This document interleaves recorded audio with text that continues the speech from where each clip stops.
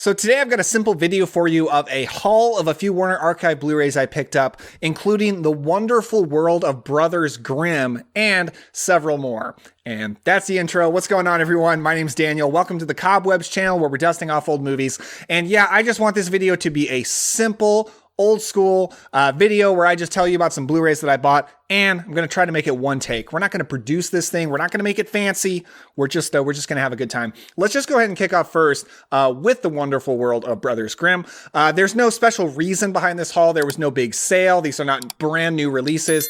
Basically, it's February 2023, and Warner Archive's not releasing any new movies this month. They're saving them all for March. They've got 6 coming out in March. So I took this month as an opportunity to just pick up a few of their back catalog titles that I hadn't bought yet, and all these were going for pretty good prices on Amazon, so happy about that. This is a movie that I was not aware of its existence actually until Warner Archive put it out, and I've been wanting to pick it up for a little while. Glad I finally did. It's still in the plastic. All these are. I love the plastic on Warner Archive Blu-rays. I'm gonna go ahead and take that off because it's so thick and it just feels so nice when you get it in the mail. That's just the weird collector stuff. That's why we're weird, right? I'm excited to watch this movie because it's from the 60s. It is from, let's see if I can find a year, 1962. And I like fairy tale movies. I'm very interested in fairy tales. Not that I really read them, but I like the feel of them in movies. And this is a compilation of 3 fairy tales from the Brothers Grimm. 3 that I'm not actually familiar with: The Dancing Princess, The Cobbler and the Elves, The Singing Bone. So yeah, I'm not familiar with those in particular. Oh, this is cool. All right, so you open it up right here. You got some kind of booklet here. Warner Archive Blu-rays are usually not this fancy. This one is a deluxe 2-disc special edition. This is my first of Warner Archive's deluxe 2-disc special editions. They also put one out for 7 Brides for 7 Brothers, which I actually just recently saw for the first time on HBO Max and quite enjoyed. But I haven't picked up the Blu-ray yet. So it says Once Upon a Time. We got The Wonderful World of Brothers Grimm poster right there. Let's see what happens when we open it up. We've got some notes on the producer and the background story. We've got the story. I wonder if that's a synopsis. Yeah, it looks to be some kind of synopsis, basically. What is Cinerama? That's an important note about this release, is that this movie was released in Cinerama, a short-lived, well, actually not quite so short-lived, but a little fad where they had a screen in front of you and you go see it in the movie theater, but then there is a screen to the left and to the right of you as well.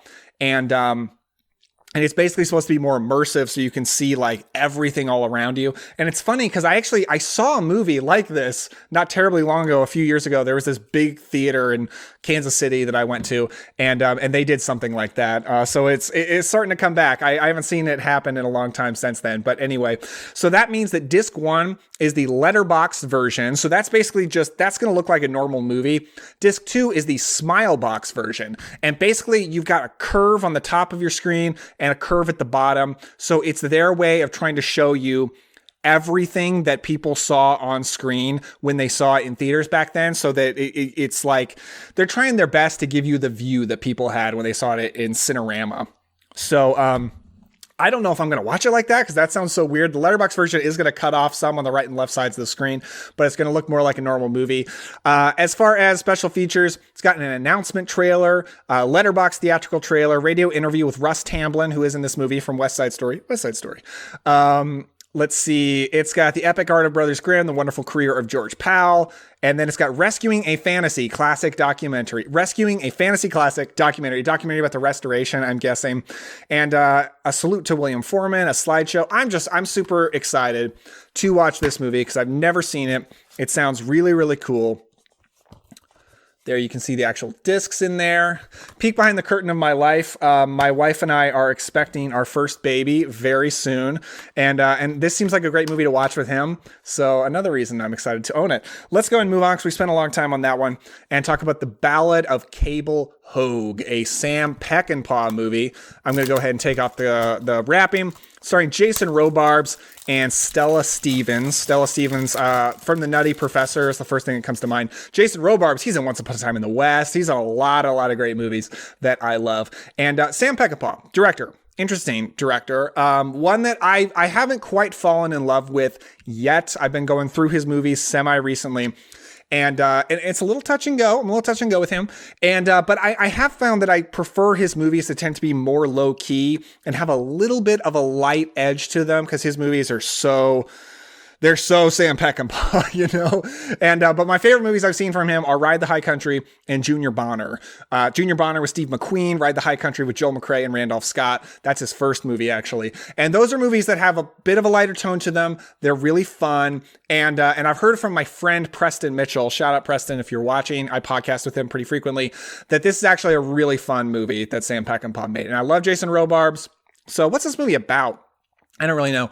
In 1908, the West has changed. Grizzled frontiersman Cable Hogue, played by Jason Robards, hasn't. Despite the fortune he's made selling water to thirsty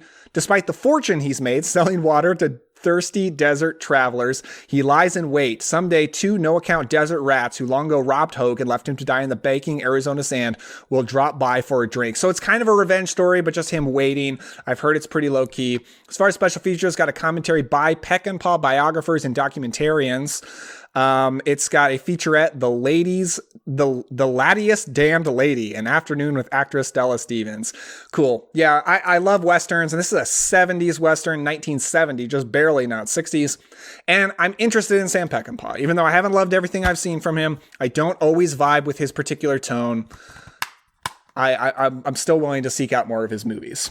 So next up, on the opposite end of the spectrum, let's talk about the Marx Brothers with A Night at the Opera. So I like the Marx Brothers. As you can see, I've got the box set of them right back there. And this is one that I hadn't seen. I just recently heard some folks talk on a podcast about how great this particular Marx Brothers film is.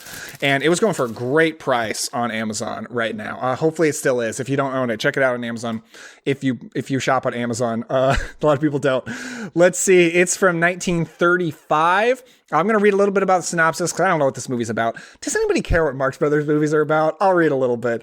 Arts patron Mrs. Claypool intends to pay pompous opera star Las Perry $1,000 per performance. Hey, maybe that's why they call it Grand Opera. Hey, maybe that's why they call it Grand Opera, huh? I'm Groucho Marx. That's a terrible Groucho Marx impression. Yeah, I like the Marx Brothers. They're very, very funny. I didn't see any of their movies until much later in life, the past few years.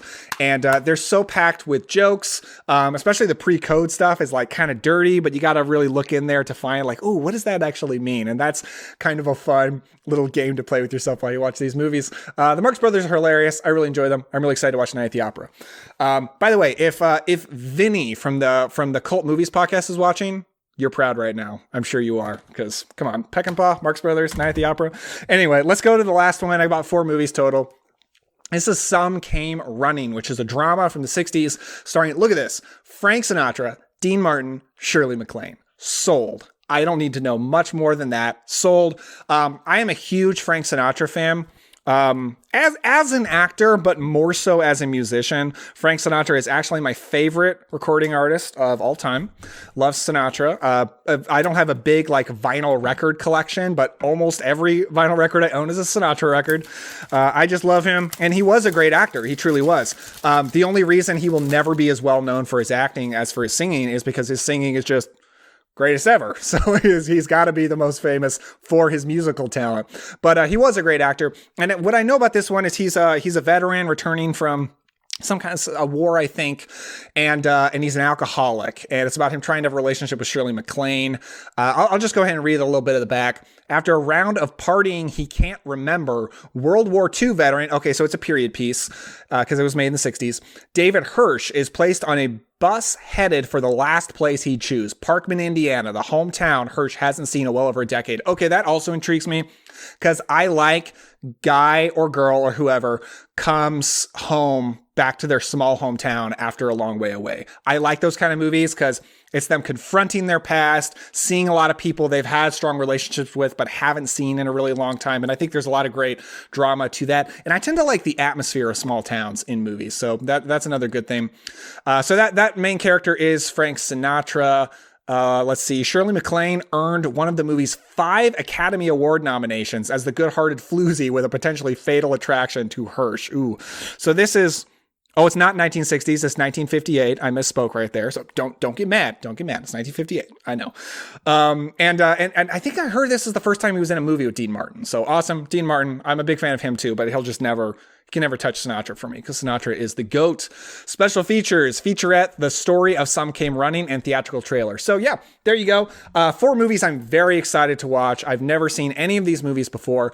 So I just kind of wanted to show you that I got them, put you on the radar that these have been added to the collection, and they will be included in future end of month ranking videos. If you don't know, at the end of every month, I do a ranking video where I rank every Blu-ray that I watch for the first time. It's a great way for me to keep up with my Blu-rays, keep up with watching them, and make sure that I talk to you about them, because I like doing haul videos, but I'm often talking about movies I've never seen before.